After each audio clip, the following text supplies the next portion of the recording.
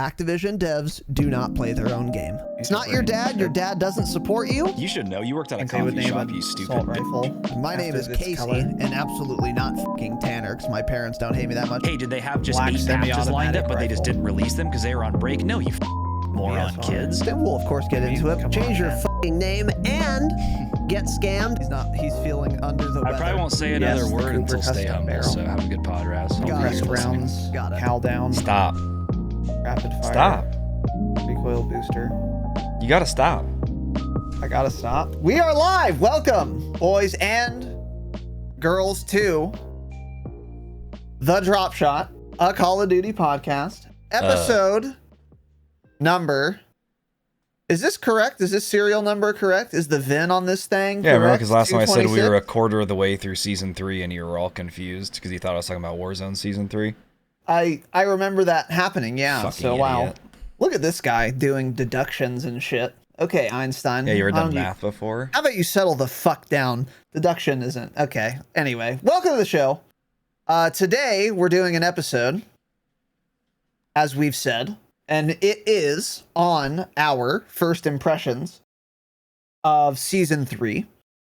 For those of you who are patrons on Patreon, you may have already heard some of our first impressions. We have some more, and we have some perhaps revisions to what we said at that time. Yeah, we've got some revisions for sure. We've got some revisions for sure. So that's what we're doing today. Tanner has to be out of here by in 2 hours for something. What, you gonna go throw those kittens in the river? What sure. do you need to do? Yeah, we'll go with that. Yeah. Okay, Exactly so Tanner needs to go throw foster kittens in a river in 2 hours. So Got it. we're gonna get started pretty soon here. As far as already got announcements go, we did another Warzone brainstorm on Patreon for all patrons as our last Patreon bonus ep for this month for our total of 7, which we do every month. Patreon.com/thedropshot, best way to support the show. And if you want bonus episodes and bonus content, you can virtually double the amount of episodes that are in your stupid fucking ears from us per month by joining patreon.com/thedropshot. Our last one was another Warzone brainstorm, and we kind of talked about why, even though we did 2 total this month, it was warranted, I think. And that was a fun brainstorm, by the way.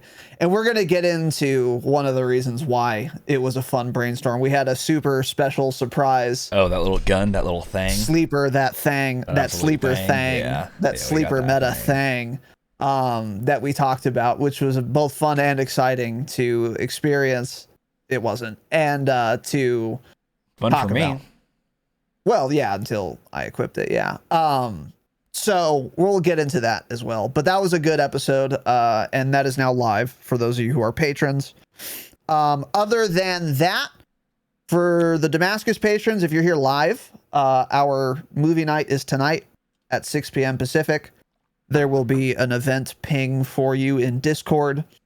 We'll probably start watching the movie around 6:30. And last, normally, I would do let me check my notes. I would do an announcement about how we don't have 1,000 Twitter followers at the Dropshot Pod for 7 minutes and 32 seconds or longer, but we have a time constraint, so I'll keep it brief. Until we have 1,000 Twitter followers at the Dropshot Pod, we're at 944 now. Cringe. Pay to cringe. Until we have 1,000, I'm announcing it every single goddamn episode and on Patreon as well. None of you will escape. Yes. But unfortunately, we have a time constraint, so that's all I can say about it today. Don't worry, guys. If we don't have 1,000 on fucking Thursday, I will make up for the time I'm losing now on making a Twitter announcement to remind you that until we have 1,000 followers on Twitter at the Dropshot Pod, you're being held hostage and we're playing hardball. Other than that, I have no other announcements. Anything from you, Tanner, Dropshot? No. Okay. If you're listening for the jingle, here it is. There it is. Any jinglers?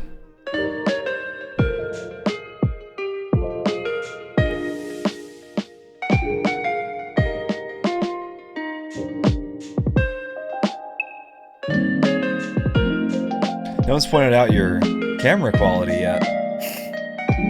Oh yeah, no, they choose not to look at me. Got a fucking bunch of morons in here, huh? They put a window over my face.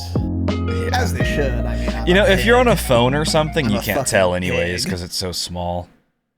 Yeah, that's true. And if you, I mean, who watches? I mean, if you have a 1440p, 240 hertz monitor that's 27 inches, then you can tell a difference. 27 Such as the and a half. AW2721D Alienware That's one of Precision them, yeah. Gaming 1 Don't say millisecond gray to precision. gray response time monitor. Yeah, Got it.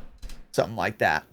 I have that, by the way, on an unrelated note. All right, Got it. welcome. Now we're doing first impressions of season 3, kind of, because we did some on Patreon. But we're going to get a little more detailed this afternoon. And we have segmented these impressions. So this is going to be a little more structured than we were on Patreon. And we're going to change up the order. Usually we do neutral, bad, good. Today we're going to do good, neutral, bad. We're going to go from the good things and get precipitously more negative. Let's do bad, good, neutral. No, because then I have to reorder it. Oh, okay. You know? You really want to? Because I could. No, I don't. I was kidding. Idiot. Okay. Starting with good. Tanner. It within this category in no particular order. This isn't like What's least good? most good or anything. What's good about season 3? Give me about First 10 impressions, minutes. Let me buddy. think here. Just kidding. All right, so first thing in my opinion are the new lootable perks. It's still very early. They are still... It's so hit or miss with these things. I've had games now where I've gotten 3 extra perks. So that's when I have my loadout. I have 6 total perks. And I've had...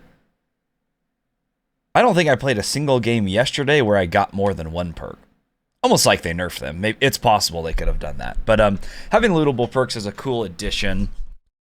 It's hard to get mad at it because you don't know when someone else has it. That's what I've been saying. So like I die, I'm like, fuck, okay, that sucks.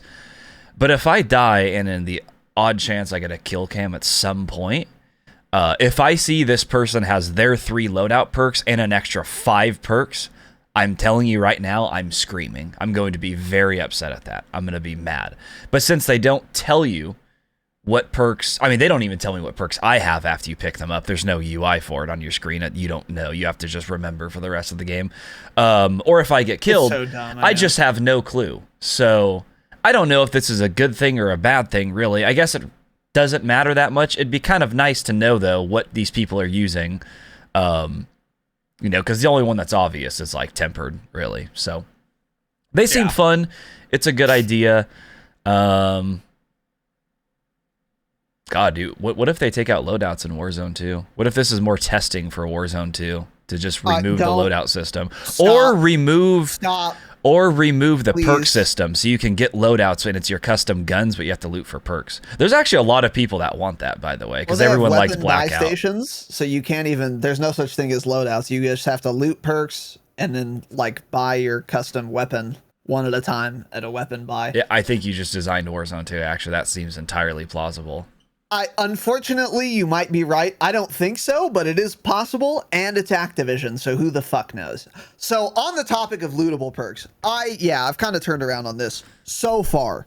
Now, to be clear, we've set a precedent with lootable perks that perks can be looted in Warzone and you can stack them. So I don't like the precedent because it can get out of control. However, as it stands right now, in the way that it is implemented currently, it is far less of an issue than I feared it would be, because the pool is limited. They aren't super common, and there's really only 2 good perks you can loot: restock and tempered. Well, high alert. So high alert, everyone run. If someone's good, they have cold-blooded, which means high alert isn't going to work for you. Yeah, that's true. If they're dog shit, then you'll get a high alert ping, but they're dog shit, you are probably going to kill them anyway because they're not running cold-blooded. Use your brains. So I don't know. High alert can be good though. It's like if it's early game, it's nice because even if they're demons, they don't have loaded yet. And another thing too that lootable perks does is it's a nice quality of life change if you are a restock gamer, as all of you should be, because for two reasons. Number one, if I find restock and then I get my overkill loadout, I don't need to get the second loadout. Meaning, if we buy a second loadie, I can just not hit it because I have nothing to gain. And that way, if my teammates who already got the loadie die, they can come back and they still have a loadout box. They can still get their loadie and their perks because the loadout doesn't go away until everyone on the team consumes it. So that's really nice quality of life change. And what else that does is it contributes to more money being on the map, because now we've spent potentially 10K less on a loadout. So if we die, people are going to loot more money off of us. We potentially, if we're playing, for example, duos and we both find restock, then we don't buy a loadout at all. We just get the free one and we're good. Yeah. And then that's, again, 10K that would otherwise be spent that is now in the ecosystem when we die or when we kill other people who didn't buy loadout as a result of them buying, of them looting restock. So it does circuitously help the money situation. And I think that's why we were under the misapprehension that there was more money in Caldera after those changes. It was really not that there was more money in chests. It was that all of these like changes they made resulted in people spending money less because they need to less. And then effectively there is more money. But it's not just coming from crates. It's coming from people not spending as much. Yeah. And this is another way in which that is that money situation has helped, which is good. And it's not overpowered because again, the perks are shit. So yeah, I do currently this is good. I am worried about the precedent. That's what I would say. They did already say they'll look at adding more perks as needed or as necessary. So yeah. So if they start adding amped, that's going to be really strong. Because having Combat Scout plus amped is really nasty. If they add Ghost, that would be incredibly annoying. Because I just assume no one runs Ghost anymore. So if like you loot Ghost, I pop a UAV late game, I see one dot and there's 4 of you, I'm going to be deeply unhappy. So, you know, it can get crazy. But for now, yeah, it's fine. Yeah, agreed. So, my next one here was, so Most Wanted got changed in this update. Most Wanted now, when you pick it up, it's a 3-minute timer. If you open a chest, it takes 5 seconds off the timer. If you get a kill, that's a full kill, not a down, it takes 20 seconds off the timer. And we have been talking about when we read the patch notes, like, oh, if you're in quads, does this only count for the person that picked up the contract or everyone? Well, we can confirm it works for everyone. So this took good. Most Wanted from a last case scenario regain. If you're playing quads, pretty much, if there's one person left alive, you wanted to regain, you had no money, nothing else to do, you would get a Most Wanted and try to stay alive. A lot easier to do that on Verdansk, by the way, because the circles actually were all on the map, so you can go to a far edge of the circle versus half of the circle being outside in the ocean. And you know, you can take a chopper and sit up in the mountain somewhere, but it's not as strong to do that on Caldera anyway, so this contract was definitely lacking.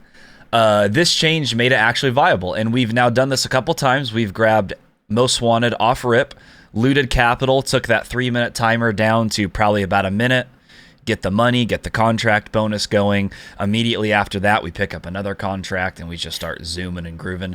Great change to Most Wanted. Went from just horrible last case scenario to like a really good perk that you can actually use off rip, in my opinion. It's even good off rip if, and we talked about this on our last Patreon episode, patreon.com/thedropshot, the best way to support the show, 7 bonus episodes a month.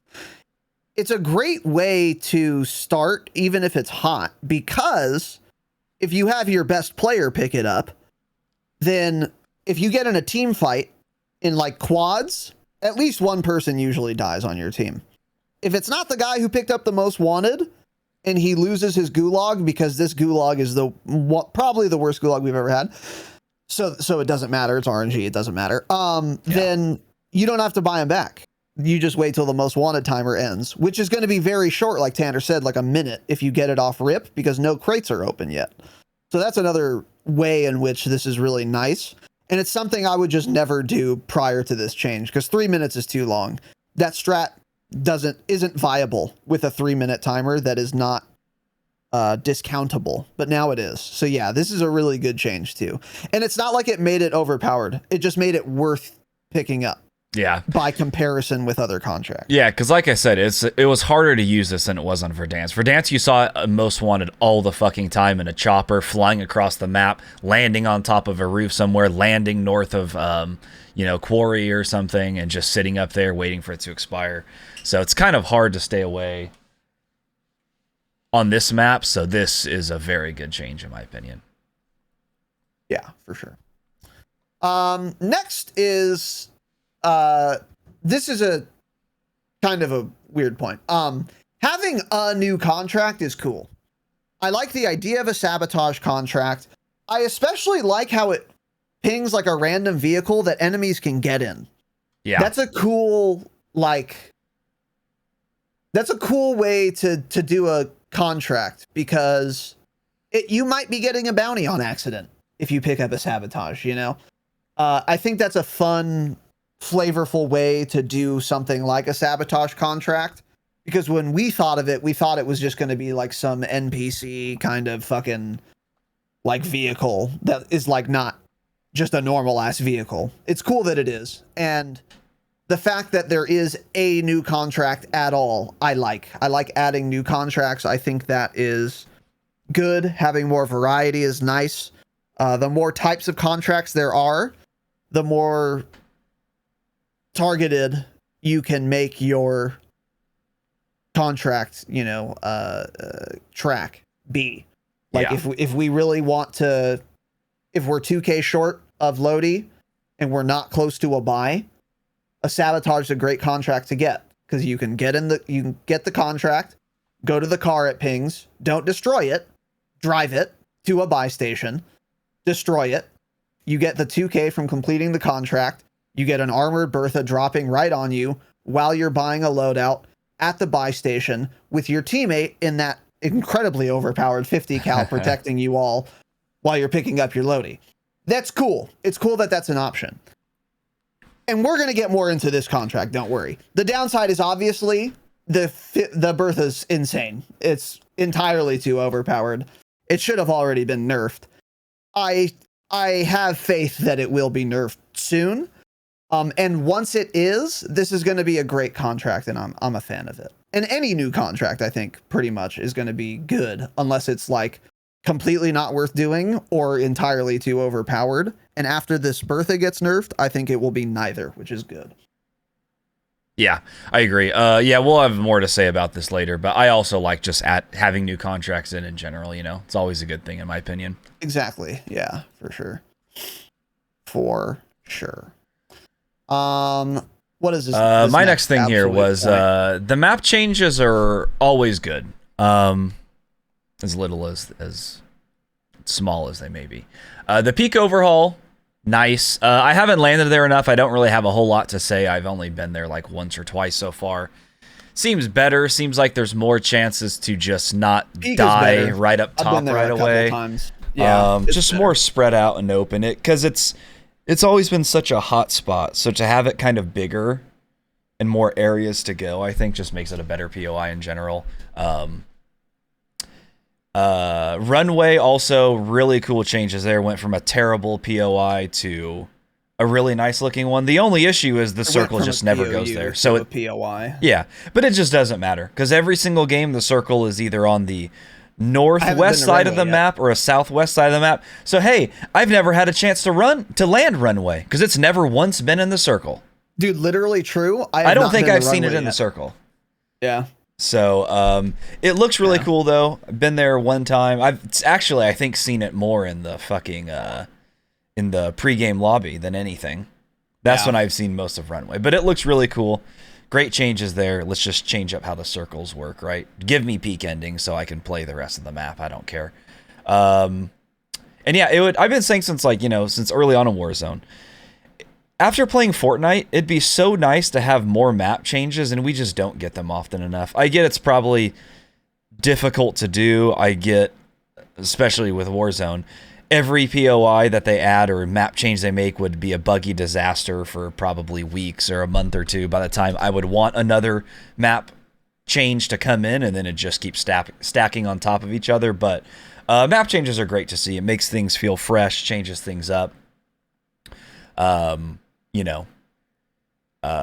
But yeah, it's just always going to be a good thing having changes to it, even if it's like just a small refresh, essentially.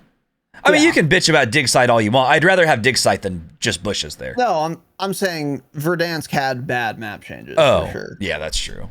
Yeah, There are ways they horrible can be ones. bad. They were all mostly towards the end of the game, though, when the giant crack came through and everything. But Yeah, but yeah. So this doesn't matter for this iteration of Warzone. What I'm about to say, but for Warzone 2, what I really hope they do, like Tanner said, is every season and every season reloaded, pick one POI and either create it, like dig site, which is a POU, but you get the point, or update an existing POI like they did with Peak. One and only one, but also do it every season and every season reloaded. Because then you're not trying to do too much shit at once, like they have with this season, and introduce a fuck ton of bugs. And instead, they can take little bite-sized chunks that are manageable so that when they do overhaul Peak, it's a buggy disaster, but it's relegated to just Peak. And then in between Season 3 and Season 3 Reloaded, they will have fixed the bugs at Peak, and then they update or add a new POI with the Season Reloaded. And then in a year, the map is totally fucking different, but we aren't just like riddled with bugs the entire time. And that would be fun and cool and manageable. And it would keep the game fresh for a much longer period of time when you're getting small updates to the map every update, rather than big updates to the map that are buggy disasters once every 6 months. Now, again, this isn't relevant for this iteration of Warzone. We have probably 11 months, 10 months left of this Warzone anyway. So it doesn't matter.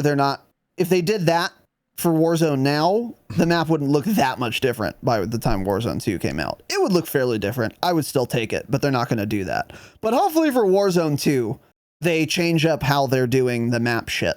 Because that's like how Fortnite did it, isn't it?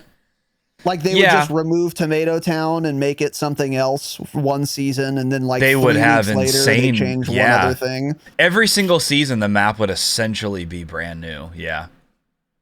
Really cool. They had some really good ideas. Which is what would be better. But to your point, these map changes happen to be all good. Peak was a good change because it's different and not a worse POI. I don't know if Peak got better. I know I just said that, but it maybe didn't get better, but it got different, and that's good because it didn't get worse, and now it's novel and fresh. So that's overall good. Runway got, of course, better, way better. There was nothing at Runway. Now there are things. So that's great. And then they added dig site, which is a point of uninterest, but whatever used to be there before this was also uninteresting. So that's just neutral. Yeah. Dig site just doesn't matter. That was a waste of development time. But overall, the changes have been good. The only change that was not good was the clouds, which we'll get into. But yeah, I'm overall in favor of what they've done. I feel like I'd written this down in the neutral, but I'll talk about it now. So I'm talking about dig site. I feel like dig site's going to have more to it. I feel like it'll play a role in the Godzilla King Kong event, or after the event, it's going to play a larger role. Like something else is going to happen with it. It's going to change again. Because it's just it's just very uninteresting right now, and to the point that it was odd that they added it as a POI. I don't know. I'm not sure. I feel like something's going to happen. I think you're right. I think you're right. What is the machine called? Is it an excavator? It's like a I think heavy what it is there machinery. is an excavator. Yeah. No, Yeah. it's like isn't They might- isn't that one there like some big like cutting tool like it has like a massive saw blade on it or some shit? I think that's what it is there. Yeah, I don't know, but Cutting like when bone. they, like, yeah, I think you're right. I think they're going to continue updating this. They could just add in more heavy machinery like that. That would make it way better, because then that's more opportunity for loot and makes fighting there not dog shit, because there's like cover. That would be cool. Yeah. So yeah, I think you're right though. I think they're going to do something else with that POU for sure. Point of uninterest for the Point of uninitiated. uninterested. Yeah. Next up here for me, the faster buy station purchasing is huge, massive, big, large.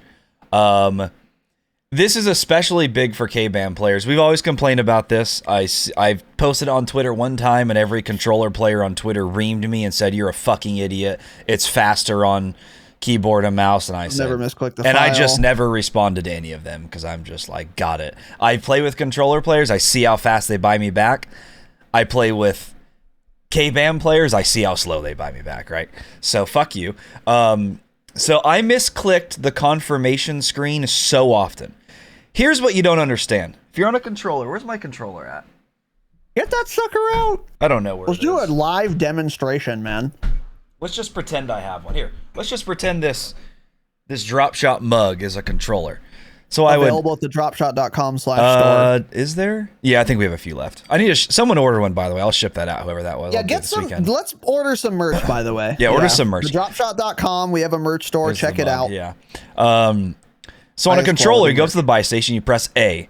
It automatically, obviously, is selecting your first teammate up on the list. You smash A, you smash A again. He's bought back in 200 milliseconds. What do? I have to run up to this stupid buy station. I press F. I stare at my keyboard for 10 seconds, find F, press it.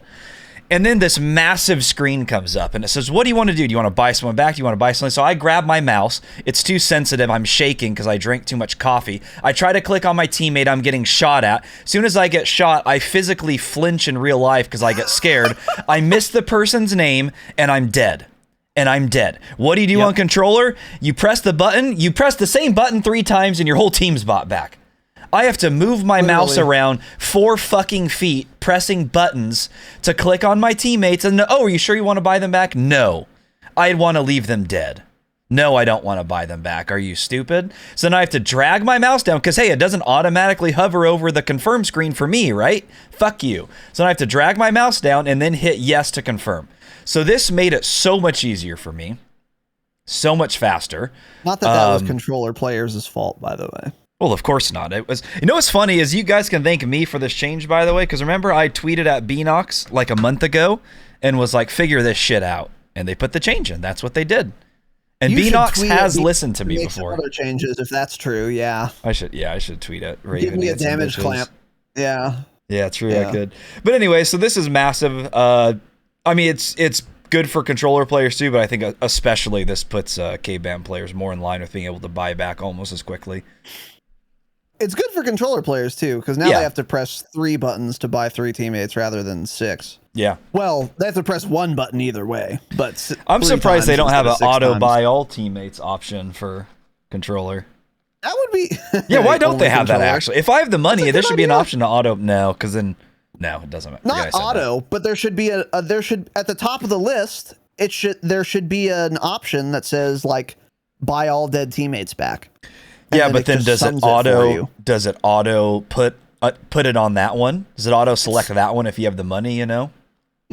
No, it's just an option. Like it hovers over it. Like you Okay. have 3 teammates. Yeah. That are options. Just Yeah. put an option above that says buy all. Yeah, but I'm just saying all. if it doesn't auto select that one, like on controller, for example, then it's not that much faster to just buy whoever back. You know. That's what I'm saying. It doesn't matter. We'll move on. Yeah, it doesn't matter. Yeah, this is great. Yeah, this is good for controller and keyboard and mouse. It levels the playing field a little bit. Still faster to do it on controller, by the way, but it's not a big deal anymore. No, it's not. you just have to click once. It's all significantly better. And this is just, I mean, you know, it's good. Should have had it sooner, but it's good, and I'm happy about it for sure. Yeah, but there's not much else to say. This is just an unequivocally great change that should have been made sooner, but I'm glad we got it. So yeah. Okay, interesting, Tanner. What is this next point? Oh, sorry, it was me too. Yeah, so if you guys listen to the Patreon episode, I had the complete opposite opinion on this. I just see less people sniping overall now. And I think that trend will continue in that direction. And we'll see less people sniping, and eventually hardly anyone will be doing it. Except for people wanting to use probably the chunky long range guns. This is for Caldera, by the way. Rebirth, I have no idea. Everyone's probably still destroying the lobby with the Kar 98. But on Caldera, I'm seeing less and less people use it because they're probably like me. They used a Swiss for 2 years. The Swiss got nerfed, so I'm like, oh, okay, I'll try the HDR. And then you fire a bullet with the HDR, and you realize that it takes 12 and a half seconds to rechamber another round, and you drop the gun in the ocean, and you never use it again, and you delete it from your custom loadout. Because it's not fun, it's slow, it's boring, and I don't want to use a gun like that. So that was my experience, and I feel like a lot of other people are going to have that same thought. They're going to be like, oh my god, these snipers are so bulky and slow, and I don't want to play slow like that. I want to always be moving. I want to try to get quick shots off. Because that's how I was. I didn't use a sniper to snipe long range, really. So I'm seeing less of them, and that's a good thing. At first, everyone was still using them. I guess they were just testing them out, like we had kind of guessed.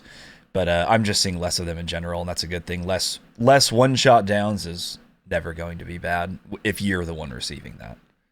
Yeah, I'm still... So this is like a good or a bad, depending on your play style. Because if you were someone who sniped every game, the sniper changes are not good for you. They're bad for you. Because, like, yeah, you're getting sniped less, but you also, like, can't snipe anymore. So... I still am not certain if sniping is just dead or not. I need to play more. I need to try sniping more. I need to be sniped more or just get more games in to see how often I'm sniped. Because it's possible that sniping just got a lot harder, but it's still viable, which is entirely possible. It is totally possible that right now, it is still viable to snipe, but I'm not good enough anymore to snipe where I used to be because it was easier to snipe before. That's possible, or it's so much harder now that if you're a really good sniper and you can make it work, you would still just always do better not sniping. That's possible too. Yeah. I don't know which.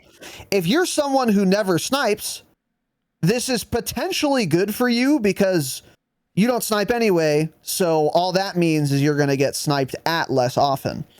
On the flip side, though, that means those people who used to be sniping in your lobby, whom you could fucking beam, give them flinch, and then they're a free kill, are now no longer sniping, and now you're going to have to do an AR versus AR battle where you otherwise wouldn't be, and you might get fucking dealt with. So it kind of goes both ways, depending on how you look at it. However, I see Tanner's point, and I think for a lot of people, they feel the same way, which is I'll accept that risk of doing more AR versus AR gunfights because that's better than me getting dinked up from 100 meters away having no idea where the guy is. I accept that that's probably true for a lot of people. Yeah. But yeah, if you like sniping, then, you know, we might be fucked. I don't know. But again, it's just like, I don't know yet. I got to play more. I got to try sniping more. And that question is just not settled on sniping. I was watching Iron play yesterday. It's _Iron. He was doing quads. He was using a ZRG with, I believe it was an Extreme M4 as his secondary, like a red dot. And he was doing extremely fucking well. Extremely well. But the ZRG is, which headshots at any range, is exactly precisely inside of his wheelhouse. it was born in his wheelhouse, in fact. I mean, that's how he plays. He was using restock claymores and snapshot grenades, playing quads, Jesus, going to power positions in the circle, and just ripping the shit out of kids. And if you're as good as sniping, if you're as good at sniping as he is, and you're using a ZRG which can headshot at any range, and you have a good team, and you play in a way where you get into a good position and then hold people, then sniping is definitely still viable. But that's not how my chimpanzee teammates play. Yeah, it's boring. So I don't doing have that. Like, I actually don't have that option. Because my teammates will just never play. Find worse people to play with. That team does very well, but anyway, that's fine. I'm not blaming them. I'm just saying you have to cater like your entire play style around sniping now. Whereas before, you could do that before that strategy that Iron's currently doing, or you could just run around and fucking b-hop kids with a Swiss and 360 Borpa spin no scope people.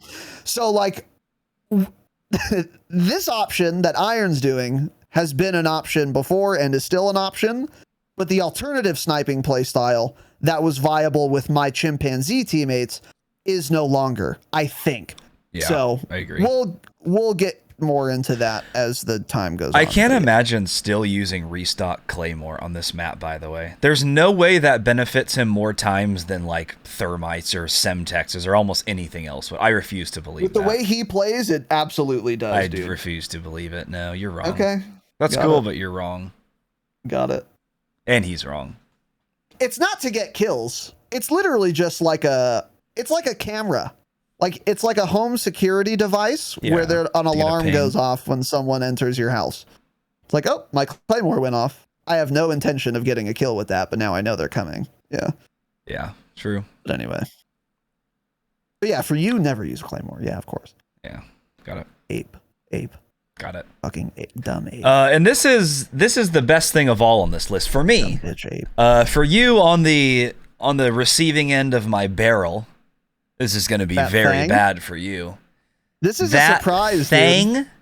That thing is back. Well, it's not back. It's here. Are we going to reveal the secret meta close range weapon to the we're going to save that. No, they can go subscribe to the Patreon if they want to hear. But let me tell you right now, is the meta gun up close, and it's not an SMG, and it's not an assault rifle. That's what I'm going to tell you. I piss, shit, fart, and vomit on anyone within 7 meters with this gun. I take down whole teams with that. 9 meters. 9 you meters, have an SMG, that's cool. I don't care. I'm going to win the gunfight against you because that thing is back.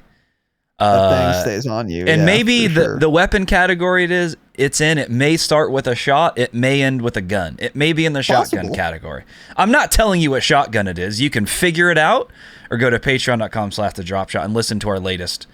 Was that the brainstorm one? Yes, it was. It was released this morning. It's available to all patrons at any level. You can listen to that if you want to know the build. But just so you know, this is great for me. There is a meta shotgun that destroys any SMG up close, and that's what I'm running, and I'm not losing close range gunfights anymore. Someone asks, is it the Street Sweeper? I don't know, maybe. Pib, you're a patron. Go listen to that episode. You get the inside information, buddy. I'll give you a hint. We're not telling these rats. Yeah, I'll give you one hint, though. When's the last time you reloaded a Street Sweeper? So take that as you will. But yeah, a new gun has returned. It's back. It's fun and exciting. This isn't a result of season 3, by the way, but we died to this weapon and we were flabbergasted. So then we went on to SimGG, tried that sucker out, and then we were like, holy shit, this thing is actually insane. And it's because, as we talked about prior to the health changing, when you get 50 extra health, a lot of guns get better and worse because TTKs change, shots to kill changes. And this gun just happened to slip under the radar until we died to it. And now it's a secret. And it's a semi-open secret to members of patreon.com/thedropshot. 7 bonus episodes a month, the best way to support the program. And don't forget, that gun is called the That is correct. Yes. And it's called the of course. attachments are. Those are the attachments. Yeah. So, it's fun. But yeah, this has nothing to do with season 3. But we thought we would mention it because it's very exciting to use. It's meta in season 3 now. Yeah, I don't know where this came from. Urban again acting like he started this. You didn't. You probably doesn't even know what gun we're talking about. But yeah, I don't know. It's back. I saw it somewhere, and then we got killed by it, and I'm like, oh, let's try it. And then we looked up the stats, and okay, this thing's insane. Got it. Yeah, for sure. And of course, again, it's the. Yeah. So anyways, let's move on. Now, we are getting into the neutral category. If you guys have brains, you should figure out what the gun is, by the way. You should just join the Patreon, obviously, but come on. Just use your fucking brain. I don't know, man. Or join the Discord and ask us, and then we'll tell you. It's the 725. It is not the 725. If we get a new Discord member, then that's worth it. So you'll figure it out. Do some work for once. Holy fuck, man. All right. Anyways, now neutral. So these are just observations, impressions we have of season 3 thus far that are neither good nor bad necessarily, or we're ambivalent about them. So they're both good and bad. And these are in no particular order, starting with our first point, Tanner.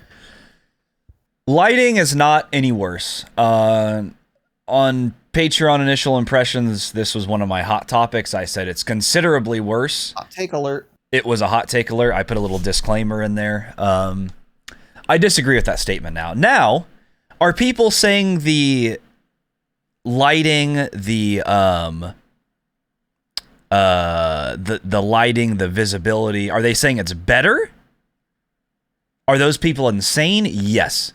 It is absolutely not fucking better at all. People actually acting like they can finally see things now. No, the lighting did not help that. Stop. So it's not any worse. There are these cloudy areas on the map. So the entire map is covered in clouds, right? But they left these areas that before, when the map was still sunny, there were random clouds, and there were areas on the map that were slightly darker because of those clouds over it. So now the whole thing's covered in clouds, but they left those clouded areas on the map itself. So if you go to like ruins, part of that is cloudy. So combine that with the darker lighting, it is almost pitch black playing there. It's like playing Tarkov in the dark, where I felt like I had to turn every light off in my room and I still couldn't see a goddamn thing. Areas like that, so much worse visibility. We tested some other areas yesterday. Village. If you're outside those little shacks, Village is a cloudy area, parts of it are. If you're outside that building looking into it, it is like Verdansk all over again. The corners are pitch black. If anyone has a dark skin, you will not see them. A rose skin will literally blend in with a corner. Again, that's worse. So to say that all these people on Twitter saying the lighting, the visibility is better, you're just wrong. I think Raz had made a good point in one of the last episodes. He had said people are comparing it to Verdansk, which they all want back and love so much, so that's why they think it's better. No, it's absolutely not any better, but I've come to realize it's also not any worse. But the dark, cloudy areas are worse. Thankfully, there's not too many of those on the map, so it's not that big of a deal. But the areas that were sunny before and are just slightly cloudy now didn't really get much worse. So it's fine. The lighting is fine. Yeah, okay. So I agree with everything you said, but the lighting is the visibility is worse now. Because like before, I saw people almost all the time if they were on my screen. Now I see people almost all the time if they're on my screen, unless they are under one of these shaded clouds, in which case it's much harder to see them. So on the areas that are not shaded, the visibility is the same, I think. You're right. But the areas that are in the shade are worse than before. So now there are some areas of the map, even though it's not like the whole map is like unanimously worse visibility, there are now parts of the map where the visibility is worse than it used to be that didn't exist before, which to me is not a good thing. And further, the more important point is, what does having clouds add to my gameplay experience? Not a goddamn thing. So it's like you're just changing the ambiance for no discernible reason and making portions of the map harder to see people on. Why? Cringe. Don't do that. I get that they have to do the fucking lore shit, whatever. I just refuse to believe that a AAA, supposedly, development studio with billions of dollars in resources cannot make a map that is both cloudy and stormy that I can also see people on everywhere. I refuse to believe it. It's unacceptable. So they could have made the storm, but don't shade places or something. Or if you're going to, figure something else the fuck out where it's easy to see people. Because I cannot get over when we were in Ruins playing duos on the morning of season 3, Yes. how impossible it was to see people. And if we were there prior to the storm fucking rolling in, we would not have had that issue. Yeah, So go I watch think the lighting Raz's is VOD worse. if you want to see what we're talking about, because it is. It's a disaster. Yeah. Certain areas are a lot worse, but I feel like also people don't complain because, like, all of these, like the Warzone pros and shit that are saying it's so much better, they don't go anywhere on the map besides airfield and peak, and those areas are fine. They don't have clouds over them, so they're not ever going to fucking Ruins like we are, you know? They're staying away from those places, so I feel like they're not seeing any of that. But Yeah, true. anyways, so yeah, it's not as bad as I first thought. We actually, that first morning we played, we really did get unlucky, because like after that, like that night, and I think the next day when I played, went to different areas on the map. I'm like, oh, these areas are fine. So Like we just, most of the time, it's fine. yeah. So we just went like weird areas to start with. But inside buildings, I would say, are darker, and dark skins are definitely back again. And I would probably start using a rose skin once again. Yeah, I was using a mud-colored Nikto skin, which was really good before this update, because you were the exact same color as Earth. It was an Earth-colored skin. And it was really good, because if you were like by those straw huts at Lagoon, it's the exact same color, which is the exact same color as like the grass and trees and shit. It was really good. That is no longer meta anymore. You just want to get blacked out. Rose skin, Baltic ATU skin, something. Yeah. But yeah. Anyway, next point, Tanner.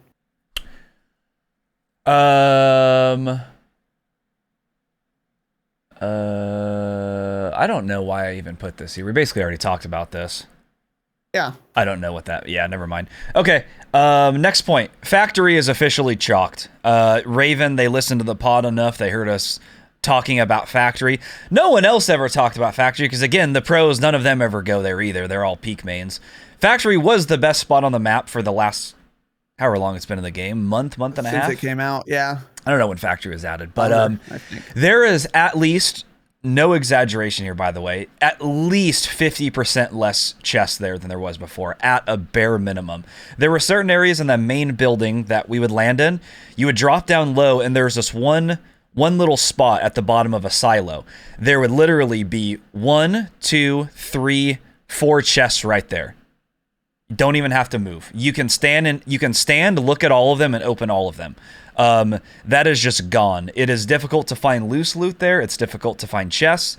It is absolutely chalked if you're looking for that high loot. Now, is it still a fine place to land compared to the rest of the map? Yes, definitely. But before, it was like essentially the only option, in my opinion, on where to land if you want to loot is either if you're a sweat lord, you land peak and you wipe it, or if you are a little step below that, you go factory and get all the money, get all the gear, and then go from there.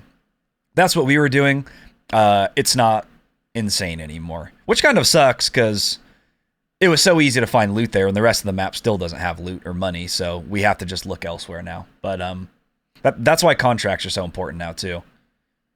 Yeah, for sure. Like the sabotage and all those new ones. But factory sucks now compared to how it used to be. Compared to how it used to be, it sucks now. Yeah, Factory now has the same amount of loot as anywhere else on Caldera that has buildings of that size. So you can still land Factory, and if you loot the entire factory, you will get 15k probably. Like all of that POI, maybe more even. So it's still good. But if you looted a section of capital that had that much building, you would get the same amount of loot. It's just the same now, which is, I mean, fine. Yeah, I agree. It's kind of neutral for me. This would be really bad if there weren't all those other changes we've been talking about that are contributing to money being more easy to come by these days. Yeah. So if that were not the case, then this would be really bad. But since buying things isn't that much of an issue anymore, then this is fine. Yeah, because I mean, like you said, you can loot all a factory and get plenty of money, but the thing was, before, you could essentially loot the first and second levels of the main building in the middle and already have at least 10k, you know? So it's like now you just have to actually loot a lot more factory to get the money. There was a high concentration of loot there, obviously way higher than literally anywhere on the map, including peak, airfield, anything. Mm-hmm. So it's just a normal POI now, but it's still a good POI. Yeah, for sure. Next is the sabotage contract. So we kind of already talked about why it's good, because it's a new contract. But the reason it's neutral is, as we've said, or as I said, rather, this is one of those ambivalent kind of points. Like, I'm glad there's a new contract. It's also a good contract that's worth doing. On the other hand, the Bertha with the fucking 50 cal is entirely too overpowered. There's not much more to say on this topic other than it needs to be nerfed yesterday. And I suspect that it will be nerfed soon. They're definitely not going to leave it in like this forever. Because if there is... Because this is like not an LTM contract. This is just a normal new contract in BR. So is this contract doable on Iron Trials, for example? I don't know. I haven't played Iron Trials. But guess what? It would probably be pretty fucking good in Iron Trials. Holy shit. And that would be annoying. But even if it's not, if you're doing like, all it's going to take is one custom lobby Warzone tournament with at least one streamer who averages more than 2,000 viewers on Twitch, and this thing will be nerfed. I'm starting to see clips already. Yeah, if you're in a custom Warzone lobby, and you're probably cheating anyway, and there's money on the line, and I'm playing quads, guess what I'm doing? One sabotage, taking that thing to another sabotage, doing that as well. We've got two Berthas with two people on them 50 cal things, and I'm not looting anymore. I'm done. I'm just going to survive and win now. And it's that simple, because it's insanely overpowered. So once it gets nerfed, this will be good. I think the best way to nerf this, honestly, is to just remove the gun. So then your reward is a Bertha that is super tanky. You could maybe even have it have 2 seats still.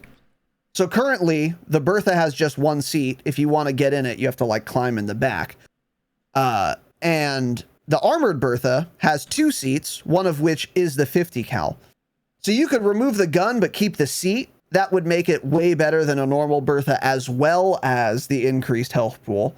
Because if you're like in the passenger seat, then you can't get shot out of the back like you can in a regular Bertha. That would be a perfectly serviceable way, I think, to make this contract good, worth doing, and also not disgustingly overpowered. But yeah, who knows what they'll do or how they will change this. I suspect they would not remove the gun. My guess is the way they'll nerf this is have the gun do less damage, make it similar to the hit reg and profile of the helicopter side guns, which are virtually useless. They're almost useless, yeah. And I would be okay with that as well. Yeah. Because it's still a good vehicle and it's still better than a Bertha. So what do you think? Yeah, you pretty much hit it all. The gun's too good. I almost wonder if they can balance this by like making you also go further. So like right now, you run 50 meters and blow up the vehicle. Like it actually marks like almost the closest vehicle to you. So let's say we picked up sabotage and it made us go like actually 500 meters. I think literally that alone may be worth keeping the armored trucks how they are, maybe, because that's a lot more dangerous than being in an uncontested area destroying a vehicle in the middle of nowhere, you know? And then also, if it's further away, there may be a higher chance of someone getting in that on the way. I think they can do some of that too, because if they just like remove the gun, I guess either way the contract would be easy because you'd get money for it and get the bonus going. I don't really know. I think there's a number of things they could do, but I actually think making you go a lot further alone would deter people from using this, but it's still a good contract if you want to risk that, you know? Because if it's to the point where, let's say we land beachhead and there's like a sabotage or a scav, if the sabotage, if I know it's going to make me go like all the way to fucking peak or airfield, I'm doing the scav and I'm just not doing the sabotage, you know? So that's going to deter people from using it more and more. But I don't know. The other thing is, I don't know how early the sabotage contracts disappear. I feel like they need to only be available like actually like in the first and second circle, and that's it. I don't know if, I assume they're available after that. I didn't really notice any that late, but if you're like fourth circle and can get a sabotage and an armored Bertha right at the end of the game that's full health, that's also just tragic. Yeah, that's super tragic. You're probably not seeing them late game because it's still new and people want to try the new contract out. Yeah, people are picking them up more than they will in a week. That's my guess. But yeah, I don't know. Or people are realizing they're good now. Yeah. Yeah. So we had a game yesterday, the last quad. They had 3 of these armored Berthas driving around front. Well, we still beat them. I died, of course, but my team beat them. But yeah, Jake beat them. Yeah, I think it was Jake actually. Yeah. Yeah. So well, must be nice to be a child, a young, spry child with fast reaction time, which is the only reason Jake has a higher KD than me. I don't know if you guys knew that.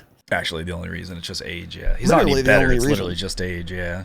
He's a couple of years younger than me, so he has a slightly faster reaction time, and that is the only reason his KD is 2 or 3 points higher than mine. That's it. Yeah. Just in case you were wondering. So, yeah. Either way, they'll do something. But yeah. Now, on to the bad things with this this absolute update in no particular order. Yeah, I have to start with this. The Gulag. Everything about it. It is I think the worst Gulag I've ever had the displeasure of laying eyes upon. I don't think there's been a singular worse Gulag than this one. It cannot be overstated how dog shit this Gulag is. You spawn in a dark corner. There's no light anywhere. You spawn in a dark corner right behind a nasty head glitch that massively punishes you for leaving it. The middle is completely opaque because there are 2 L-shaped walls making this weird fucking, I don't know, in the middle where the flag is. It's too big. It's awkward. You can hear people fairly well because it's all metal. That's maybe a plus. But it's also not, because if I can hear people really well and I spawn in a dark corner on a nasty head glitch, what's the optimum strategy for me? Well, obviously, mount on that head glitch, be invisible, and wait to hear footsteps, which are going to be really easy to hear in this entirely metal Gulag. So then you get punished for moving your character and rewarded for not moving your character and staying invisible. It's awful. And to compound this deep problem, number one, it's way worse than the old Gulag, which I think was the best Gulag we've ever had. So that's really sad. And also, the Gulag guns have not changed since Caldera released. And that could be fine if Caldera released with good Gulag guns, which of course they didn't. Of course they didn't. We get the bar, which is like among the best Gulag weapons. That's how dog shit these fucking Gulag guns are. You have the Bren, Iron Sight Bren. You have the top break, which is just the worst case scenario, obviously. There's a lot of other dog shit I can't think of right now. And it's not fun. So the Gulag is awful. They haven't changed the guns once. We're going to be stuck with this gulag for quite a while. That's going to be really unfortunate. And in addition to the gulag guns, ground loot's the same too. In Caldera, the only thing they've done is add 2 dogshit weapons as ground loot. One of them is the Nikita, which is fine, to be fair. It's a fully automatic assault rifle. It is fine as far as ground loot goes. And then one of them is the new dogshit marksman rifle, which is completely unusable. And I would rather drop all of my weapons and swing on you than use the M1916 because I'll have a higher likelihood of killing you. Yeah. So cool. And then on top of that, we have all of the rest of the trash ground loot we've had since Caldera came out. The Einhorn revolving shotgun, the top break, the machine pistol, the Klauser. What other fucking dog shit? The SVT. It's a disaster. The MG42 with a ton of recoil. The MP40. So that's all been not good. And when we make updates to the game to make it more fun for people and freshen things up, hey, maybe we start instead of the ambiance of the map, which doesn't matter, we start by changing the guns you shoot in the first-person shooter game. Maybe that's a good way to freshen up your game. But nah, let's not do that. Let's change the cloud coverage instead. That'll make things more fresh than the guns you shoot with in the first-person shooter game. Cool. What are your thoughts on the gulag and ground loot? Yeah, gulag is definitely bottom 3 gulag of all time. It's absolutely terrible. I strongly disagree with your footstep thing. It's the same as every other gulag. It doesn't matter that it's metal. I hear people running above on metal, and then I think that's the person in the gulag. So it doesn't matter. I've actually been muting. I usually don't mute in the gulag, but I've been muting to try to listen, and I still can't tell. They'll essentially run up next to me, and I won't hear the footsteps. So, it's really, really bad. You pretty much hit the rest of it. The guns, I don't see how we can. In Verdansk, the gulag guns changed. I think it was literally every 2 weeks. We haven't had gulag guns change on Caldera for 4 months. What are we doing? Literally not once. It's like they think they reached I feel like on Verdansk, they changed it often, and then there would be shitty things in, like shotguns and crappy pistols. So then, now on Caldera, they think they figured it out, a good weapon pool, and then they just leave it at that or something and don't have to touch it anymore, but the guns are horrible. None of them are good to use. Yeah. You know? Yeah, I know. I don't... Yeah, true. I mean, there's actually no excuse for them not changing up the guns. That has to be one of the easiest things they can do, and they've proven that in Verdansk, how often they would change it. So, I absolutely hate this. You might be right. Maybe they think they nailed it. I really think they do. Which is why they're not changing it. And I mean, they're so wrong, obviously. Yeah, so who knows? Maybe we don't want it changed because they'll make it worse. Because I've been asking for a new gulag, and we get a new gulag, and it's just substantially worse. So don't forget that they did call this an open middle area in this gulag. The most closed off middle area of any gulag of all time ever. So, got it. Actually, yeah, it's insane that they said that. Horrible gulag, too dark, just everything about it so bad. There's nothing good about this gulag. Bottom, it may end up being the worst of all time. No. The Rebirth one will always be the worst. That one's really fucking This bad. is number 2 or 3, though. I mean, I would take Standoff gulag over this, 100%. That one people hated. Gulag, probably. Besides the fucking paintball one or whatever. That one was really the worst, actually. It was like 3 square feet, and there were the little dumb pillars everywhere. That one was annoying, but I did pretty well on it because you just flanked people and they'd just be looking towards your spawn still, and you'd shoot them in the side. I feel like it was easy to do that. Yeah. But by the way, Drexler said in the chat, I tried the Raz strat 4 times on this gulag, the current one. Cringe. The gulag is cringe, not trying my strat. And it was 100% wins. 100%, 4 out of 4 gulag wins. So here's the Raz strat for this dog shit gulag, okay? You spawn, you have a gun. It's probably a top break. Laugh. Switch your weapon while the countdown's going. Tack sprint directly to mid, inside the 2 L-shaped walls, okay?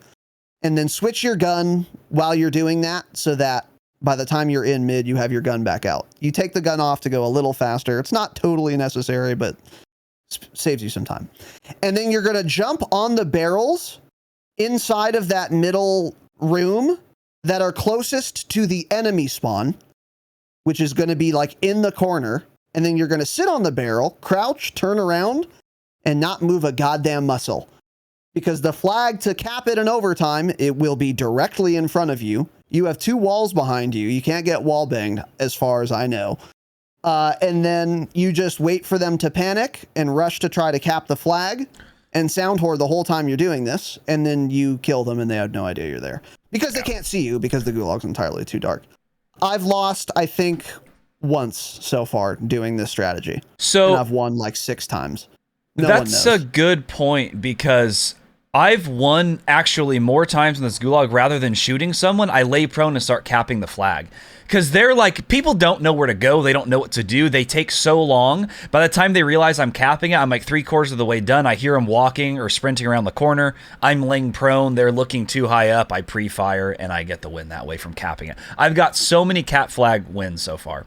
So his strat works too. Same thing. They'll eventually go for the flag and try to cap it, and you're just sitting in the corner. Someone tried to do that to me yesterday. Luckily, I saw him, and we had stim, so I just so happened to pre-stim before we came before I came around the corner. Sad. Yeah. So he was pissed. No. I lay prone right in the middle of the flag. You can't prone on the barrel. No, yeah. Like lay prone on the flag and cap it. So I would also try that. Try capping the flag, because the gulag flag caps in like 1.5 seconds. It's very quick, 2 seconds, something like that. Yeah. But yeah. Anyway. But anyways, horrible gulag.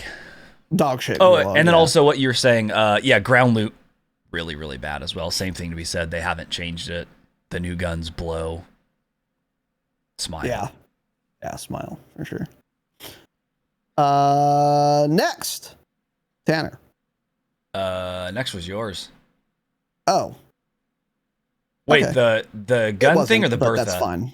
The guns. Okay, I thought we already kind of talked about guns. Yeah, they're just terrible. Don't ever add marksman rifles ever again to the game. If they're going to use sniper rifle ammunition, just don't bother porting them to Warzone. Just leave them in Vanguard. They're actually just unusable. Not much else to be said with that. The other AR I do think will end up getting buffed, because it is not a viable gun right now. The ground loot one is pretty good early on if you can find like the green one and everyone else has ground loot. You can clear out buildings with it because it has a pretty high fire rate. But once you set up a custom one, it's just not good at all in Warzone. So, does it have anything like compressed rounds? I don't have it leveled up high enough. Decent... Mine's only like 35 or 40, and I haven't. Yeah. Yeah, it's so the verdict is in. So we were talking about the new guns in their capacity as ground loot, and we said some things about them. But as far as like once they're max level, using them in Warzone, are they interesting or new or worth playing with? The marksman rifle, obviously not. Duh. It uses sniper ammo. It's semi-auto. It kills in 5,000 bullets. Of course not. Stop adding marksman rifles, as Tanner said. The new AR, though, I'm virtually certain, because many people I trust have told me if you set it up as a long-range AR, it is dog shit. I trust that that's true. I have not heard anyone who has tried to set it up as a sniper support gun, similar to a sniper support coupe carbine, and how viable it is at that. I'm going to look into that. I know the Cooper carbine has an ammo type unique to it called compressed rounds, which increases the fire rate, which is really good as a sniper support for a sniper support AR that the Nikita probably doesn't have, but maybe it has something similar. I'm going to look into that because it is a high firing full auto assault rifle. That's what they said about it in its description. I will try it as sniper support, but if it's terrible at long range, I'm guessing it's probably not that good as a sniper support gun. We'll get back to you on that. But if it is the case that it's not viable, then yeah, we got 2 new guns that they've added things to the game that don't actually add anything to the game, because you never use the things they add. Just like the POU of Dig Site. So we'll see. Not sure, but it's looking that way. So yeah. There you go. Next point here is kind of the other side of the coin with respect to sniping. Kind of already talked about this, but sniping is pretty much chalked until either someone figures something out or the meta shifts in some way with some other kind of crazy changes. I'm not sure I would say that the sniper changes, being that you can't one-shot headshot with all snipers anymore at any range, is good or bad. I don't know how I feel about that. But if you like sniping, at minimum, it got harder to snipe viably now. And if you like sniping, that's a bad thing. But as far as the health of the game is concerned, maybe it's not bad. I don't know. But like, you know, I really liked using the hipfire PPSH. It was a fucking blast. It was a privilege to use it. Was it? It got nerfed, and that made me like kind of sad because that was the gun I used. But it was good for the game for that to be nerfed, and I understand, and I'm glad they did it. Maybe that's true with sniping as well. I don't know yet. But if you liked sniping, it is at minimum gotten more difficult to snipe viably, and that is bad if you're a sniper. So yeah, there you go. I wonder how these new custom lobby tournaments are going to play out with snipers when snipers are allowed in the tournaments. I almost wonder if it's going to make it worse because like in these custom lobbies when placement matters, the people that play slow are going to continue to play slow, and now they're going to have a HDR or something with a one-shot headshot from any range. I wonder if that's going to ruin custom tournaments even more, you know? Because they all wanted the Swiss and Car nerfed, but they're really... If you're going for kills and stuff, you're not ever getting as many kills with a sniper, you know? So yeah, if you're going for kills, you don't... Yeah, I agree with you. It's going to be interesting to see how that plays out. I'm not sure. But yeah, the big thing for me, I mostly will agree. The Swiss and the Car were too good in certain instances. But for me, it is kind of sad because sniping was one of the most fun things to do. It was always more fun on Verdansk. That's where I liked it a lot more, using the Swiss on Verdansk. Those were the days. But bring back Verdansk, hashtag, just kidding. Yeah. So it is sad that I can't use them anymore because I did have a lot of fun. You know, I had a lot of fun getting 8,000 damage and 2 kills. It was a blast. But ultimately, I'm only going to end up doing better now with an assault rifle. So it's a trade-off. It's a trade-off for sure. Yeah. What is this next point, Tanner? This is obvious, but we'll... Buggy. One of the buggiest season updates we've had in a while. Because I had said, I think with Season 2 Reloaded or Season 2, like, oh, it's been surprisingly not that buggy when these updates come. So, number one, servers are and have been a disaster for months, and we've had zero word from Activision, Raven. This probably has nothing to do with Raven, but it would be nice since they're in charge of Warzone if they could say something. Like, yeah, you're right, the servers are a disaster. Great, yeah. I know they can't control it. That's probably Activision's issue. The servers are horrendous. Low latency servers do not exist anymore. They removed West Coast servers, I guess. Don't know what's going on there. Hit reg is really bad. Gulag hit reg is really bad. Just so many things are messed up. Skipping, the slow-mo starts, which they said they fixed last season, by the way. So I guess they did talk about the servers. They didn't really call it servers though. They just said like some like they claimed it was like certain areas it was happening to, like kind of like laggy early game, but it's not. It's anywhere on the map. It's the entire server. It's everyone. So that's been fun, and they haven't said a goddamn word about it. So that's unfortunate. I would like them to at least acknowledge it, that they know something's going on, because the servers are not as good as they were 6 months ago. Something is definitely screwed up with them. Another one, you're falling through the ground in places. Vehicles will be spawned half underground at times. I don't know what's going on there. I was playing Clash. Yeah. I was playing Clash to try to level up my gun. There's a Bertha and an SUV that spawned in our base, essentially. I was like, oh, I'm going to grab this bounty in our base and then grab a car. Both of the cars were halfway in the ground. Literally, you couldn't even get in it. I don't know what's going on there. Never seen that before, really. Wow. Contracts spawning underground. This happened. Fuck, it may have actually been before Season 3. I don't know, but recently we were playing and we were trying to find a contract and it was underground. Could not get to it. It was Yeah. it's like it fell through the I remember map. that. Speaking of that, there are still certain chests you just can't open because they're like bugged, and you either have to lay prone, and sometimes they'll work, or they're just inaccessible. Oh, our loadout dropped in the ocean yesterday, Tanner. You weren't playing with us. Really? It was accessible, but it looked like it wasn't. But it was bare. I mean, Activision was wildin', dude. They were playing on the edge, literally. That's funny. It was accessible, but we also... Oh, here's another fucking fun and exciting bug. They said they fixed where you redeploy if you get bought back, so you're close to your teammates. Wrong. Omega wrong. You don't. You every single time you spawn as far away from your teammates as possible. I'm not kidding. I literally have not been bought back once and been sub 1 kilometer away from my teammate. Yes. On just the fucking XY axis, let alone being in the air, obviously. It's a disaster. And this will happen from your loadout too. Because when that loadout did almost fall off of the flat earth, we were 1.4 kilometers away from it. I specifically remember because we pinged it and we were like, is this thing in the fucking ocean?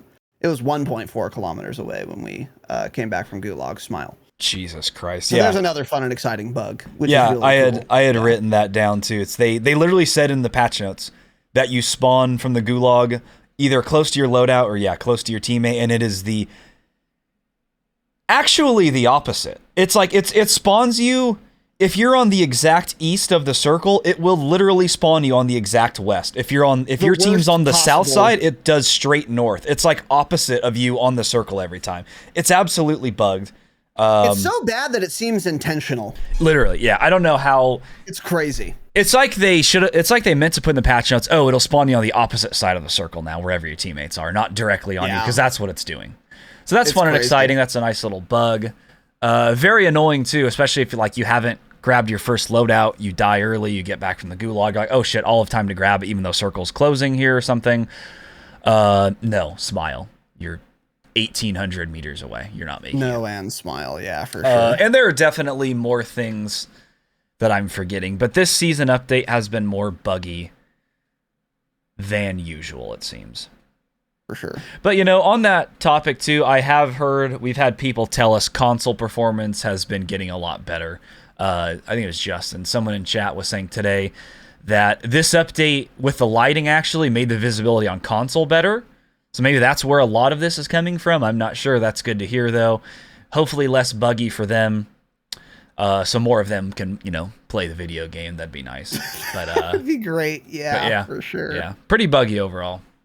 Yeah, super, super buggy. And that's, it's a new Warzone update. We all knew that, but we thought we'd mention it. It happened again. Yeah, and then this next point as well. This isn't specific to Season 3, but it kind of is. Because it's specific to the update we had gotten a week before Season 3, so we'll include it here. The first loadout is just never safe, and we talked about this a lot on our last Patreon episode, which released this morning at patreon.com/thedropshot, 7 bonus episodes a month, which is in fact the best way to support the show. Because the loadout drops guaranteed in the circle, and because the first circle excludes 75% of the map every single game, what that means is every free loadout drop is in such a small playable area that it always drops right next to other people's loadies and therefore other people. And it's not even a skill gap issue. It is an RNG issue. If you get to the first free loadout first, before the other team or 2 or 3 gets to the same area where their loadie is, then while you're looting it or while you're running up on it, people with ground loot are waiting for you, or they're rolling up on you while you don't see them and you're like getting your fucking stuff, fucking your ass with their guns, their ground loot guns. Yeah. And then the fact that I got a loadout before I died didn't in fact help my team win the gunfight. And if 2 people get the loadout, 2 people die, and they're against 4 people with loadout, who already probably have those people one shot, and you probably don't have that much ammo or plates anyway, you lose that every time. So getting there first, not a viable strategy. Yeah. Oh, then just get there second. Wrong. Wrong again, because if there is a team that goes first and they somehow don't get pushed by someone else, guess what they're going to do? Oh, well, there's 8 other boxes by ours. Let's camp this. We have Lodi now. Yeah. We can get free kills. Yeah, because almost That's everyone's going to exactly- go grab their loadout. People don't leave Correct. Correct. And that is exactly what happens. Happened to us. Literally, that's a play-by-play of what happened to us at peak. Our Lodi dropped at peak. It was on the ramparts. Stay mad, Walt. We were not on the ramparts. They accessed the Lodi because they were on the ramparts and we weren't. They killed us. We won Gulag, came back, hoping they had fucked off. They didn't. They were using our free loadout as cover to rape us out of the air. Man. And then we lost. Smile. So getting there second isn't a viable strategy either, you fucking idiot. So what is the strategy? Get there third? Okay. Well, now there's 8 teams fighting there because they're trying to come in from gas. You're definitely not getting loadout now. So the thesis is the first free loadout is never safe. So you because of the dogshit first circles and the fact that they guarantee the free loadie drops in the circle, which is the change that needs to be reverted in my view. So unfortunately, even though the loadout is theoretically accessible sooner because it drops sooner now, in fact, practically, you can't get a loadout until you loot 10K to buy one yourself. And that has not been fun and exciting. They need to allow the first loadout to not drop in the circle with how dog shit these circles are and how much of the playable area they cut off. And until then, first loadout's never safe. Doesn't matter what your timing is. I don't care. You're always disadvantaged. Yeah. It's that simple. You can't convince me otherwise. I don't know. I don't necessarily want it to fall outside of the circle, though, either, because then it can just be gone so quick. Since it spawns it in the first circle, it is accessible for a lot longer. But yeah, I would actually rather it drop later. I would rather it be... Well, then you just... If you don't want it to drop outside of the circle, then just don't deploy outside of the circle. You could play around that if you don't like it. But go on. Yeah, I guess, but if one of your teammates dies or something and goes to the gulag and then gas starts closing in, it's like that person can just maybe never get loadout. Whereas if it were in the zone, they could still attempt to get loadout even though there's, 12 people camping it. I don't know. There are definitely times where you can get your loadout fine without being contested. Every once in a while, it'll land on its own. Totally depends where you go. But yeah, most of the time, there is always a fight taking place. Always a fight taking place. Yeah, I mean, I had one yesterday. These guys ran up on a quad and then a car up to their loadout, and they didn't see me because they're not paying attention. You're going up. You're opening your loadout. Once you start choosing your loadout, your entire screen is full because it's the loadout screen, so you can't see anything around you. So I just walk up next to this guy with a ground loot Type 100 as he's grabbing his meta loadout, and I'm just spraying him down. And then his 2 other teammates come up, and for some reason, instead of trying to shoot me, they also try to grab their loadout, and then we just gun them all down, and they're dead. Things like that. Yeah. And it was one of those instances where I was so close that if they had gotten there like literally 5 to 7 seconds later, it would have been the opposite experience. They would have caught me grabbing my loadout. But instead, the luck of the draw, they got there faster than me. Exactly. As we were running up, so then I killed them. Yeah. Yeah. It's so anti-skill. It's so RNG. I mean, obviously, your first loadout, you can get there at a time and it be good, and then you kill other people trying to get their loadout. That obviously can happen. Yeah. It's obviously not the case that you will always die getting your loadout, because then who's killing you? Duh. I was being hyperbolic. But the core of that hyperbole is that it is very RNG. You just can't say getting there first is the play, because sometimes you get fucked while you're getting it. And you can't just say getting there second is the play, because sometimes you get camped. But there's no way to know that. And it's impossible to play around. And it's very RNG. So I would rather, and I think the more consistent viable strategy is to not roll the dice and not play the RNG game and just not get that loadout until you buy your own safely elsewhere. And then you can roll up on the free loadout with ammo, plates, and a loadout yourself so that if it's getting camped, you can fuck them and then get your second loadie if necessary for your red perk if you didn't loot it or whatever. And then you can keep playing the game. But that is just an unfortunate kind of consequence of how they've implemented this first free loadie since that they had done last week or 2 weeks ago. So, yeah. Yeah, it's rather annoying. Rather annoying indeed. So overall thoughts are this. It is kind of not that different of an experience, honestly. Timmons, Timothy Timmons. Ted. He's a Timmy. He's Ted Timmy Tim. Timmons. Ted Timmy Tim. Timmons. Timmy Timmons, Ted Tim, was hyping this. He was going ham on the TL about season 3. He was going bonkers on the TL. He was going apeshit on the TL about how insane season 3 was going to be, how fun and exciting and innovative season 3 was going to be, how different, refreshing, and new season 3 was going to be. And hey, it wasn't. We got a POU dig site. We got 2 good makeovers of 2 good POIs. And 2 dogshit guns no one will use. And some clouds. That's actually what we got with season 3. So we went that ham on the TL, Timmy Ted Timmons, for what? That? A storm? And a POU A dark storm called is dig approaching. site? A dark storm is approaching.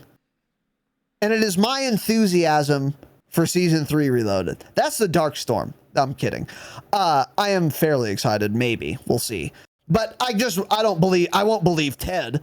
Guess what Ted's going to say on the TL? He's going to start whiling on the TL again and say, oh, season 3 Reloaded. It's going to be the biggest absolute content drop of any mid-season update in video game history.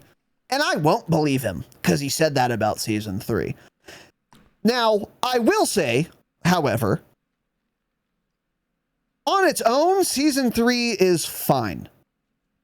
We didn't get anything added to the game that has subtracted from my gameplay experience besides the clouds making some of the areas have worse visibility. I think that, and the new gulag, actually. Holy shit, that's a huge subtraction. Yeah. But besides those 2 things, nothing else that was added subtracted from my gameplay experience, which is a relevant point because we have gotten new Warzone seasons where almost everything that was added was a giant negative impact, and I literally would have rather played the season prior than the update itself. That has happened numerous times in Warzone. This season only has 2 of those things, the clouds and the gulag. Everything else was either good or neutral. Dig site, neutral. Makeover of peak and runway, good.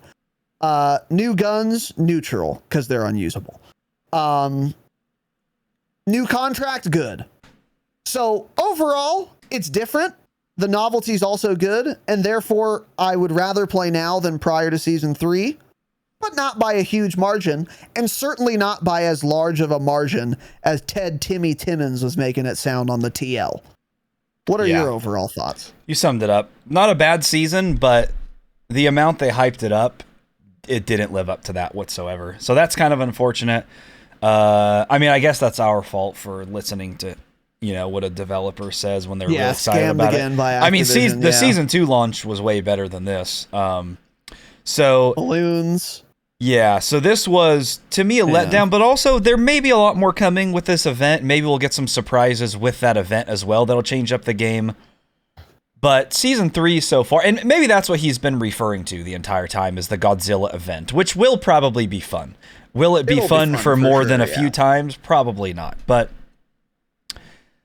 I don't know. I just expected so much. They also kept talking about all the quality of life changes coming. We got one quality of life change, and it was gas mask don't deploy now when you're falling if you're in gas. So if you jump off a yeah. cliff, you're in gas. Before it would pull your parachute or put your gas mask on, you fall to your death. Cool, yeah, it's a nice quality of life change. And the buy station. I died 500 times to that in Verdansk. And the buy station thing, but that's it. They had talked about all the quality of life changes coming. Now, they did mention there should be a sound overhaul coming or footstep audio overhaul coming. Season 3 Reloaded. We'll see about that. And then there was one other thing coming the mid-season. Slide bug. Oh, that's a definitely don't believe them because they fixed that 5 times already. Yeah. So overall, the season is fine. Nothing wrong with it, but absolutely, I'm never listening to the hype that the developers try to throw at it again on the TL because it did not live up to any of that whatsoever.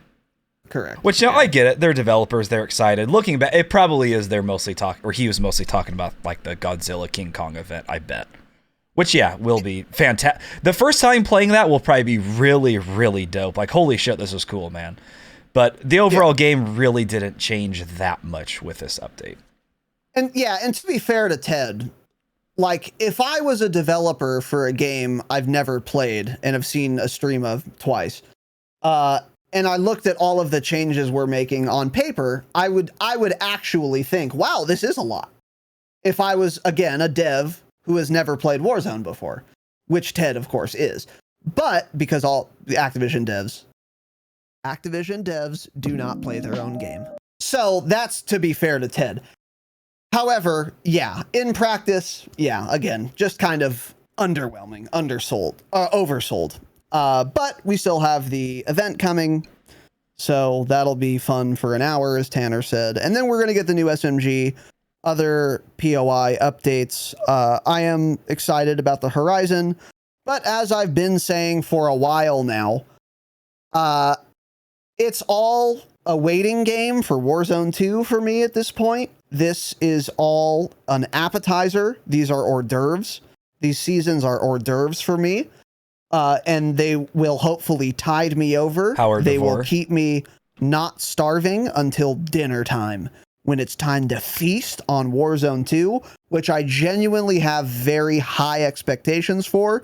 And I'll probably be let down because I'm dumb. But I do have genuinely high expectations for Warzone 2. And until then, I don't expect to be overwhelmed by Warzone Season 5. I just don't. I don't think it's going to be amazing, despite what Timmy Timmons says on the TL. Yeah. So. So overall, season's fine. I was just kind of caught up in the hype that they were throwing on the TL, and it did not live up to that. But if that hadn't been hyped up, actually, I would probably still feel the same way. I'd be like, the season's fine. Nothing too crazy. Lootable perks, cool, things like that. But nothing really that game-changing. Yeah. So, yeah. All right, ladies and gentlemen, that is absolutely fucking it. Reminder, go to thedropshot.com. We have links to everything. We have a link to our Twitter at the Dropshot Pod on Twitter, the most widely used social media platform on Earth, where we don't have 1,000 followers, but we get 5,000 listens on every episode somehow. Hey, let's do the math on that. Not enough of you are following. Math done. Quick maths. There we go. At the Dropshot Pod on Twitter, follow us now. You can find the link. You could just go to fucking Twitter because you have it on your phone. I know you do, listener. And I know you're not following. Cringe. Follow at the Dropshot Pod. Mute it if you want, if you don't want to clog your timeline. Don't care. Just need the analytics. You could also find a link to our Patreon at thedropshot.com, which is, of course, the best way to support the show. Patreon.com/thedropshot. 7 bonus episodes per month. Monthly hangouts such as the movie night we're doing, and more. You can see the website for full details. We have a merch store. Some of you may be new and not know that, but we do offer the highest quality, highest caliber merchandise at thedropshot.com. We've got custom designed. They're not custom for you, but mugs. We've got t-shirts. People in Discord can attest they are the highest caliber products of their type. The mug is the best mug on earth. The t-shirt is the best t-shirt on earth, etc. We have hooded sweatshirts. Some call them hoodies. We have stickers to put on your Apple If you're a communist, you can cover up the Apple logo and pretend you're not supporting, frankly, slave labor at Foxconn. And we have video versions of the episode as well on our YouTube, which you can find a link to at thedropshot.com. So, ladies and gentlemen, that is it. Thank you all for listening. Thank you for watching. Have an excellent evening, of course. And as always, remember, stay humble. Stay humble.